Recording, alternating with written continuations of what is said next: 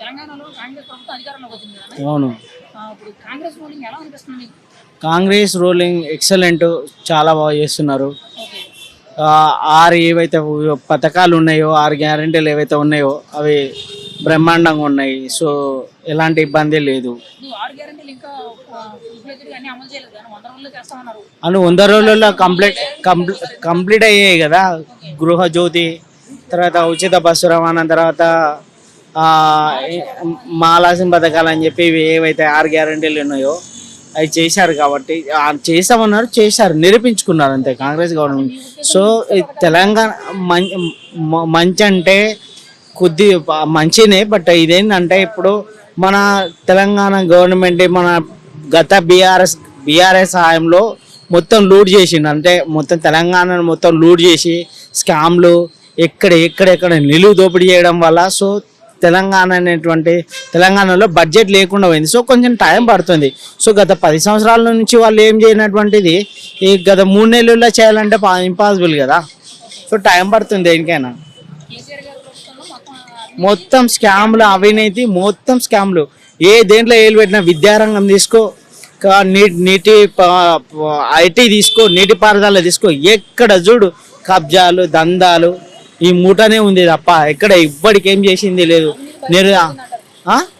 అవినీతి భయంకరంగా జరిగింది. మామూలు 7 లక్షల కోట్లు అంటే ఎక్కడ ఏ రాష్ట్ర మన భారతదేశంలో ఏ రాష్ట్రం కూడా అంత 7 లక్షల కోట్లు ఎక్కడ చేసి ఉండరు.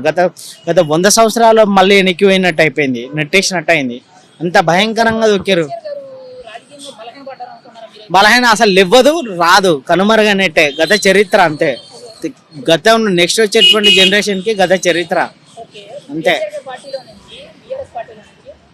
సీనియర్ నాయకులు కడియం శ్రీహరి గారు కానీ వాళ్ళ డాక్టర్ కావ్య గారు కానీ ఇలాగ కొంతమంది నాయకులు అందరూ బీఆర్ఎస్ పార్టీలో ఉండేవాళ్ళు కాంగ్రెస్లో జాయిన్ అయిపోయారు. ఎస్, అక్కడ బీఆర్ఎస్ లో కనీస గౌరవం కూడా లేదు. వాళ్ళకి కనీసం రెస్పెక్ట్ కానీ, వాళ్ళకి అపాయింట్మెంట్లు ఇవ్వడం కానీ, ఒక నియంతృత్వంగా పరిపాలించండి బీఆర్ఎస్ గవర్నమెంట్.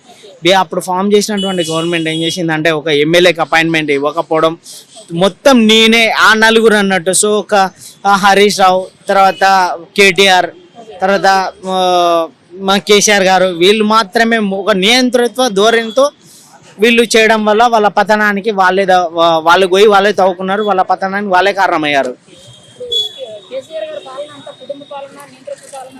ఎస్, 100%కి 200% వాస్తవం. వాళ్ళు చేసిన అవినీతి బయటకు కనిపించలే. వాళ్ళు ఏ యంత్రాంగాన్ని కూడా వదిలేలే, అన్నింటిని చెరబట్టిరు. ఏది నీటిపారుదలని వదిలే, అట్లనే తర్వాత విద్య, వైద్యం, ఎవ్రీవన్ ఇంత చెత్త పట్టించారు. ప్రతి దానిలో అవినీతి. చివరికి విద్యాశాఖలో కూడా, టీఎస్పీఎస్సీలో కూడా అవినీతి, గోల్మాల్. వీళ్ళ అస్సలు పేపర్ లీకేజీలు, చాలా మంది ఆత్మహత్యలు, రైతుల ఆత్మహత్యలు, రైతులు కూడా చాలా మంది చచ్చిపోయారు. 7,000 మంది దాకా ఆత్మహత్య చేసుకున్నారు. ప్రతి ఒక్క కుంభకోణం. ఏవి నీకు కాళేశ్వరం ప్రాజెక్టులో 1,00,000 కోట్లు నిలువ ఎట్లా దోపిడీ చేశారంటే అట్లా దోపిడీ చేశారు. మొత్తం స్కామ్. కాళేశ్వరం దగ్గర నుంచి తర్వాత నీకు ట్రాన్స్కో, జెన్కో వీటిలో 24,000 కోట్ల అప్పు. టోటల్ తెలంగాణ మొత్తం మీద అంతా మోపినటువంటి భారం 7 లక్షల కోట్లు అప్పనంగా మింగిరు. 7 కాడి మింగిరు కొడుకులు. అడ్డంగా దోచారు. అప్పుడు చూపించుకున్నారు. ఇది కమిషన్ల కోసం కకృతి పడి ఎవరు అంతా కమిషన్ల కోసమే ఈ ప్రాజెక్ట్, ఒక దొంగ ప్రాజెక్ట్ని క్రియేట్ చేసి కట్టి మోసం చేయడం జరిగింది. తెలంగాణ ప్రజల అమాయకులైనటువంటి తెలంగాణ ప్రజల రక్త మాంసాలతో కట్టినటువంటి ప్రాజెక్ట్ అది. సో సర్వనాశనం చేసిండు. ఈ ఎంత దారుణంగా అయిపోయిందంటే అప్పనంగా 1,00,000 కోట్లు పోసిండు. ఈరోజు రేపు జస్ట్ ఇల్లు కడితేనే, మామూలు ఏదైనా ఇల్లు కట్టినా కూడా కనీసం అది 10 సంవత్సరాలు 20 సంవత్సరాలని ఉంటుంది. వీళ్ళు కట్టినటువంటి కాళేశ్వరం ప్రాజెక్టు 1,00,000 కోట్లు ప్రపంచంలో అద్భుతమైనటువంటి చెప్పుకునేటువంటి తిరిగేటువంటి వ్యక్తులు ఇప్పుడు అట్లీస్ట్ దాని మొహం కూడా చూడలేరు. 2-3 సంవత్సరాల్లోనే కూలిపోయిందంటే వీళ్ళంతా దుర్మార్గులు, వీళ్ళంతా యూజ్లెస్ ఫెలోస్ ఎక్కడ ఉన్నారు భూమి మీద? ఓపెన్గా చెప్పాలంటే అసలు కేసీఆర్ గారి ప్రభుత్వ పాలన మీకు ఎలా అనిపిస్తుంది ఒక మాటలో? ఆనంత దరిద్రుడు, ఆనంత దుర్మార్గుడు, ఆనంత నీచుడు, నికృష్టుడు ఇంక భూమి మీద ఎక్కడ దొరకడు. ఓకే. మరి రేవంత్ రెడ్డి గారి పరిపాలన ఎలా అనిపిస్తుంది? Super, super. చాలా బాగుంది. మరి ప్రజా దర్బార్ పెడుతుర్రు ఆయన. ఆయన ధర్నా చౌక్లు ఎత్తేసిర్రు అందరికి స్వేచ్ఛగా, అంటే ప్రజాపాలన స్వేచ్ఛగా ఎవరైనా మాట్లాడచ్చు. కానీ కేసీఆర్ ప్రభుత్వంలో ఉన్నప్పుడు ఎవరైనా ప్రశ్నిస్తే చాలు వాడి మీద అక్రమ కేసులు, అక్రమ కథలు. బీఆర్ఎస్ గవర్నమెంట్లో ప్రణీతరావు అనేటువంటి ఇప్పుడు ఏది ఫోన్ ట్యాపింగ్ కేసులో ఇరుక్కున్నారు. ఈ దొంగన కొడుకులంతా పోతారు. ఇప్పుడు ఢిల్లీలో దొంగన కొడుకు కవిత గారిని అరెస్ట్ చేశారు కదా, జెన్యూన్ అనుకున్నారు మీరు? జెన్యున్ 100%. మళ్ళీ ఏ తప్పు ఏంది ఎందుకు మాట్లాడదు? జెన్యునే, 100% జెన్యునే.